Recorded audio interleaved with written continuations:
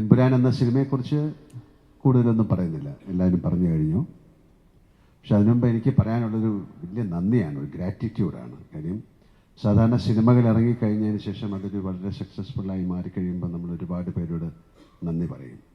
പക്ഷേ ഈ സിനിമയ്ക്ക് ഒരു പ്രത്യേകത എന്ന് പറഞ്ഞാൽ ഈ സിനിമ ഇറങ്ങുന്നതിന് മുമ്പ് തന്നെ ഒരുപാട് പേരോട് നമുക്ക് നന്ദി പറയാൻ സാധിക്കുന്നു.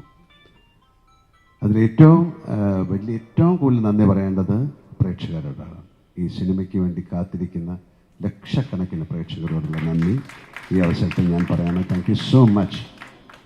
കേരളത്തിൽ മാത്രമല്ല, ഇന്ത്യയിൽ മാത്രമല്ല, ലോകം മുഴുവൻ ഈ സിനിമയെ ഉറ്റുനോക്കിക്കൊണ്ടിരിക്കുകയാണ്. ഇതൊരു അത്ഭുതമായി മാറിയിരിക്കുകയാണ്.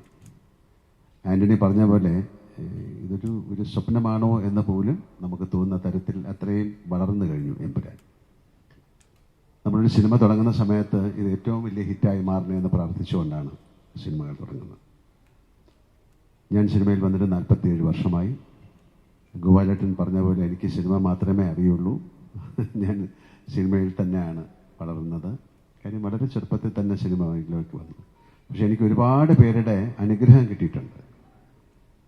ഞാൻ വന്ന സമയത്ത് ഏറ്റവും വലിയ ആക്ടേഴ്സ്, നസീർ സാറായാലും മധു സാറായാലും Thikkurissy sir, SP Pillai sir, Nedumudi വേണുചേട്ടൻ, ഒരുപാട് പേരുടെ, സുഖുവേട്ടൻ, അല്ലെങ്കിൽ ഞാൻ ജയൻ്റെ കൂടെ അഭിനയിച്ചിട്ടുണ്ട്. അവരുടെയൊക്കെ അനുഗ്രഹത്തോടു കൂടി, ഗോപിച്ചേട്ടൻ, തമിഴിലാണെങ്കിൽ Sivaji Ganesan sir, Amitabh Bachchan sir, Nageswara Rao sir, Rajkumar sir, ഒത്തിരി പേരുടെ ഒരു അനുഗ്രഹത്തോടു കൂടി വന്ന ഒരാളാണ് ഞാൻ. അപ്പം അവരുടെയൊക്കെ ചിട്ടയായ ഒരു സിനിമയോടുള്ള ഒരു സ്നേഹം മനസ്സിലാക്കി ജീവിക്കുന്ന ഒരാളാണ് ഞാൻ. അതുകൊണ്ട് എനിക്ക് സിനിമയല്ലാതെ വേറെ ഒന്നും ചിന്തിക്കാനുള്ള സമയം കിട്ടിയിട്ടില്ല. ഇനിയിപ്പോൾ ചിന്തിക്കാനുള്ള സമയവുമില്ല. എന്തായാലും ഞങ്ങൾ കുറേ സിനിമകൾ എടുത്തിട്ടുണ്ട്. അപ്പോൾ വളരെ കാലം മുമ്പ് നമ്മൾ കലാപാനി എന്നൊരു സിനിമ എടുത്തു. അന്ന് പാൻ ഇന്ത്യൻ അങ്ങനെയൊന്നും പറയുന്ന ഒരു വാക്കോ കാര്യങ്ങളോ ഇല്ല. മലയാള സിനിമയിൽ നിന്ന് അങ്ങനെ ഒരു സിനിമ ഉണ്ടാകുക എന്ന് പറയുന്ന അത്ഭുതമായിരുന്നു. ഞാൻ വാനപ്രസ്ഥം എന്നൊരു സിനിമ എടുത്തിട്ടുണ്ട്. അതൊക്കെ സിനിമയിലേക്ക് അത്ഭുതങ്ങൾ ഉണ്ടാക്കി കൊടുത്തതാണ്. അതിൻ്റെ സാമ്പത്തിക ഭദ്രതയെക്കുറിച്ചോ അല്ലെങ്കിൽ സാമ്പത്തിക നേട്ടത്തിനെക്കുറിച്ചോ അല്ല ഞാൻ പറയുന്നത്. കാരണം ആ സിനിമയോടുള്ള സ്നേഹം കൊണ്ടാണ്. അങ്ങനെ ഒരു സിനിമ എടുക്കാൻ ആരും തയ്യാറാകില്ല. പലപ്പോഴും സ്വന്തമായിട്ട് സിനിമ എടുക്കുന്നത് നമുക്ക് ഇഷ്ടമുള്ള ഒരു സിനിമ എടുക്കാൻ വേണ്ടിയിട്ടാണ്. അങ്ങനെ ഒരുപാട് സിനിമകൾ എടുത്ത ശേഷമാണ് ഞാനും ആൻ്റണിയുമായിട്ട് ബന്ധപ്പെടുന്നത്. ആൻ്റണി എൻ്റെ കൂടെ സഞ്ചരിക്കാൻ തുടങ്ങിയിട്ട് 37 വർഷങ്ങളായി. അതൊരു വലിയ വർഷമാണ്. അന്ന് ചെറുത് മുതൽ സിനിമയല്ലാതെ അദ്ദേഹത്തിന് വേറെ ഒരു ചിന്തയുമില്ല. എങ്ങനെ നല്ല സിനിമകൾ ഉണ്ടാക്കാൻ പറ്റും, ഒരു ചെറിയ സ്റ്റേജിൽ നിന്ന് എത്ര വലിയ സിനിമകൾ. അദ്ദേഹം സ്വപ്നം കാണുന്നത് വളരെ വലുതാണ്. ആ സ്വപ്നത്തിലേക്ക് സഞ്ചരിക്കാൻ നമുക്ക് പറ്റുമോ എന്നുള്ള ചിന്തയൊന്നും ആൻ്റണിക്കില്ല. അങ്ങനെ തുടങ്ങി അദ്ദേഹത്തിന് അത് സാധ്യമാക്കാൻ ഒരാളെ കിട്ടി. അതാണ് പൃഥ്വിരാജൻ. ഞാൻ വിശ്വസിക്കുന്നു അതൊരു നിമിത്തമാണ്. അപ്പോൾ അതിന് ആദ്യം പൃഥ്വിയോട് നന്ദി പറയുന്നു, മുരളി ഗോപിയോട് നന്ദി പറയുന്നു, ആൻ്റണിയോട് വലിയൊരു നന്ദി പറയുന്നു. കാര്യം ഇതൊരു തോന്നലാണ്. അത് മെറ്റീരിയലൈസ് ചെയ്യുക എന്ന് പറയുന്നത് അത്ര എളുപ്പമുള്ള കാര്യമല്ല.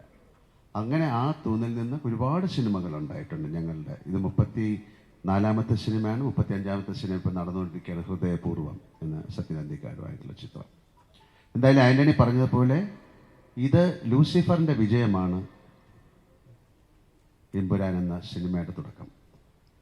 ഇപ്പോൾ രാജു പറഞ്ഞിട്ടില്ലെങ്കിൽ തന്നെ ഞാൻ പറയാം, ഈ കഥ 3 സിനിമകളായിട്ടാണ് വരുന്നത്. കാരണം ഇവർക്ക് ഓൾറെഡി അതിൻ്റെ ഒരു കഥയുടെ രൂപമുണ്ട്. അതിനെല്ലാം അവർ തയ്യാറാണ്. തുടങ്ങുമ്പോൾ തന്നെ പറഞ്ഞത് ഈ കഥ ഒരു സിനിമയിൽ നമുക്ക് പറയാൻ പറ്റില്ല. സാധാരണ സീക്വൽസ് എന്ന് പറയുന്ന ഒരു സിനിമയുടെ വിജയം, ഇപ്പോൾ ദൃശ്യം എന്നുള്ള സിനിമ വളരെ വിജയമായിരുന്നു. അതുകൊണ്ട് ഞങ്ങൾ അടുത്ത ദൃശ്യത്തിൻ്റെ സെക്കൻഡ് പാർട്ട്, അങ്ങനെ ഒരു സംവിധാനം വളരെ കാലം മുമ്പേ ഞങ്ങൾ ചെയ്തിട്ടുണ്ട്. കിരീടം ചെയ്തിട്ടുണ്ട്, അല്ലെങ്കിൽ നാടോടിക്കാറ്റിൻ്റെ സീക്വലുകൾ ചെയ്തിട്ടുണ്ട്. പക്ഷേ സീക്വലുകൾ വളരെ സൂക്ഷിച്ച് ചെയ്യേണ്ട കാര്യമാണ്. പക്ഷേ ഇത് ഓൾറെഡി നമ്മൾ പറഞ്ഞു കഴിഞ്ഞു, ഞങ്ങളിങ്ങനെ 3 സിനിമ ചെയ്യും. എങ്ങനെ? ഇതിൻ്റെ സക്സസ് അനുസരിച്ചാണ് അടുത്ത സിനിമ. അങ്ങനെ ലൂസിഫറിൻ്റെ 50ാം ദിവസം നമ്മൾ പറഞ്ഞു ഞങ്ങൾ അടുത്തൊരു സിനിമ ചെയ്യാൻ പോവാണ്, എമ്പുരാൻ.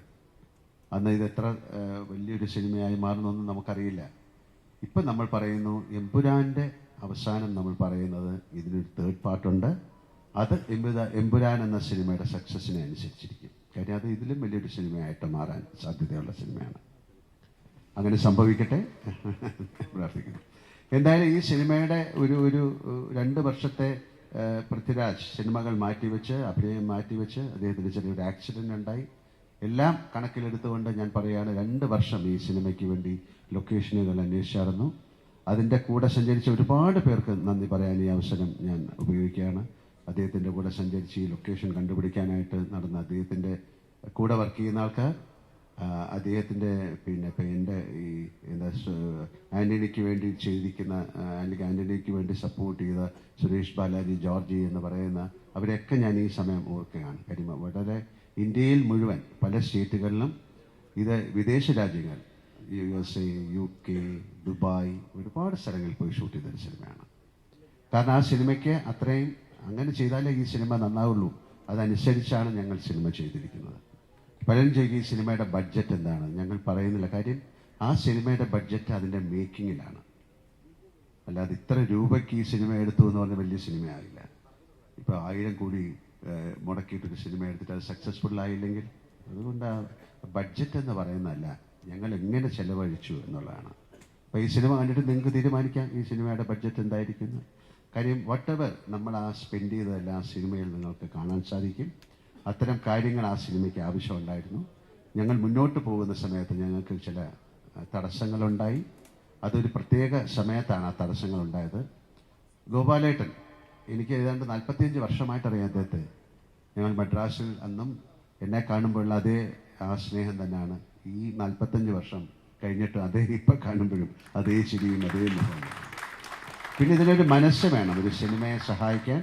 ഒരു ഗോപാലേട്ടൻ നമ്മൾ വിളിച്ച് ഗോപാലേട്ടൻ ഇങ്ങനെ ഒരു പ്രോബ്ലം ഉണ്ടെന്ന് പറയുന്ന സമയത്ത് അയ്യോ മണി അത് ഞാൻ കുറച്ച് കഷ്ടമാണ്, നമുക്ക് പിന്നെ ചിന്തിക്കാം, അങ്ങനെയല്ല അദ്ദേഹം പറഞ്ഞത്. അദ്ദേഹം ഒരു നല്ല സിനിമ നിന്ന് പോകരുത് എന്ന് പറഞ്ഞിട്ടാണ് നമ്മളെ കൂടെ പറഞ്ഞത്. ഇതിനുമുമ്പ് അദ്ദേഹം എത്രയോ പ്രാവശ്യം നമുക്കൊരു സിനിമ ചെയ്യണമെന്ന് പറഞ്ഞ് വന്നിരുന്നു. അന്ന് സാധിച്ചില്ല, പല കാരണങ്ങൾ കൊണ്ടാണ്. പിന്നെ സിനിമ എന്ന് പറയുന്ന ഒരു നിമിത്തമായിട്ട് ഞാൻ വിശ്വസിക്കുന്നു. ഇങ്ങനെ ഒരു സിനിമ ചെയ്യാൻ വേണ്ടിയിട്ടാണ് ഗോപാലേട്ടൻ ഞങ്ങൾ കാത്തിരുന്നത്. നമുക്ക് എടുത്തു പറയേണ്ട, വേറെ നന്ദി പറയേണ്ട മിസ്റ്റർ കൃഷ്ണമൂർത്തിയോടാണ്. തീർച്ചയായിട്ടും ഗണേഷ് പിള്ള, കൃഷ്ണമൂർത്തിയൊക്കെ വളരെയധികം ഞാൻ ചോദിച്ചു എത്ര നാളായി വീട്ടിൽ പോയിട്ടൊന്ന്. ഇപ്പോൾ പറഞ്ഞ് 3-4 മാസമായിരുന്നു. ഞാൻ ആ 3-4 മാസത്തിൻ്റെ കാര്യമല്ല പറയുന്നത്. അദ്ദേഹം ഈ സിനിമയ്ക്ക് വേണ്ടി അപ്പോൾ അങ്ങനെ ഒരുപാട് പേർക്ക് നന്ദി പറയേണ്ട ഒരു സിനിമയാണ്. തീർച്ചയായിട്ടും നിങ്ങളോടും മീഡിയയോടും ഒക്കെ ഞങ്ങൾക്ക് വളരെയധികം നന്ദിയുണ്ട്. കാര്യം ഒരു സിനിമ ഇത്രയും ആഘോഷിക്കപ്പെടുന്നത് അപൂർവമായിട്ടാണ്. ഇനി ഇങ്ങനൊരു സിനിമ ഉണ്ടാകുമോ എന്ന് എനിക്കറിയില്ല. ഇത് ഇന്ത്യയിൽ മാത്രമല്ല, എല്ലാവർക്കും ഇതൊരു എന്താണെന്ന് മനസ്സിലാകാത്ത തരത്തിൽ. ഇന്ന് ഞാൻ ബാംഗ്ലൂരിൽ നിന്നാണ് വരുന്നത്. 1350 സ്ക്രീനുകളിലാണ് ഈ സിനിമ അവിടെ കളിക്കുന്നത്. അത് നമുക്ക് വിശ്വസിക്കാൻ പറ്റുന്നില്ല. ഇപ്പം ഞങ്ങൾ വരുമ്പോൾ മിഡിൽ ഈസ്റ്റ് UAE-ലേത് 1000 ഒന്നുമല്ല, എത്രയാണ് ആൻ്റണി? 1000 നമ്പർ പറയാൻ നമുക്ക് പറ്റുന്നില്ല, അത്രയും. അതുപോലെ ജർമ്മനിയിൽ. എന്തായാലും ഇങ്ങനൊരു വലിയ സിനിമ ഇതൊരു നിമിത്തമാണ്. ഇത് സംഭവിക്കേണ്ടതായിരിക്കും. അല്ലെങ്കിൽ നാളെ കഴിഞ്ഞിട്ട് ഈ സിനിമയുടെ കാര്യം എനിക്ക് പറയാൻ പറ്റുള്ളൂ. We created something big and we are presenting it to you. ഞങ്ങളൊരു കാര്യം ഉണ്ടാക്കി, അത് ഞങ്ങൾ നിങ്ങൾക്ക് തരുന്നു. ഇതൊരു എൻ്റർടൈനർ ആണ്. ഒരു എൻ്റർടൈൻമെൻറ്റ് ഉണ്ടാക്കുക എന്ന് പറയുന്നതാണ് ഏറ്റവും വലിയ പ്രയാസം. അപ്പം നമ്മൾ ഈ സിനിമ കണ്ടിട്ട് നിങ്ങൾക്ക് ഇതിൽ കലാമൂല്യം എന്താണ് എന്ന് ചോദിച്ചു കഴിഞ്ഞാൽ ആ സിനിമയുടെ മേക്കിംഗ് ആണ് അതിൻ്റെ കലാമൂല്യം. നിങ്ങൾക്ക് ആ സിനിമ കണ്ടുകൊണ്ടിരിക്കുന്നതാണ് അതിൻ്റെ കലാമൂല്യം. അത്തരത്തിൽ വളരെയധികം വിയർപ്പും രക്തവും ഒക്കെ ഒഴുക്കി ഉണ്ടാക്കിയൊരു സിനിമയാണ്. ആ സിനിമ നന്നാകട്ടെ എന്ന് ഞാൻ പ്രാർത്ഥിക്കുന്നു. കാര്യം അതിൻ്റെ പുറകിൽ ഒരുപാട് പേരുടെ പ്രാർത്ഥനയുണ്ട്. രാജു പറഞ്ഞ പോലെ ആ സിനിമയ്ക്ക് വേണ്ടി ഒരു ഗ്ലാസ് വെള്ളം ഞങ്ങൾക്ക് കൊണ്ടുതരുന്ന ഒരു പയ്യൻ പോലെ എന്നെ കാണുമ്പോൾ ചോദിക്കും, സാറേ സിനിമ എന്തായി? കാര്യം ദാറ്റ് കൈൻഡ് ഓഫ് കമ്മിറ്റ്മെൻറ്റ് അതൊരു വലിയ അത്യപൂർവമായിട്ട് കിട്ടുന്ന കാര്യമാണ്. പിന്നെ പെട്ടെന്നൊരു കാര്യം കൂടെ പറയുന്നത്, ഇതൊരു ഒരു വലിയ പ്ലാറ്റ്ഫോമാണ്. ഇങ്ങനെയും സിനിമ നമുക്ക് ചെയ്യാൻ സാധിക്കും മലയാളത്തിൽ നിന്ന്. എല്ലാവരും ചോദിക്കും മലയാളത്തിൽ നിന്ന് ഇങ്ങനെ ഒരു സിനിമ. ഞാൻ പറഞ്ഞൊരു ബാഹുബലി, ആ ബാഹുബലി കൊണ്ടാണ് ഒരു ലോകം മുഴുവൻ തെലുങ്ക് സിനിമയെ വളരെയധികം സ്വീകാര്യത നേടിയത്. ഒരു KGF അല്ലെങ്കിൽ അങ്ങനെ ഒരു സിനിമ കൊണ്ടാണ് കന്നഡ.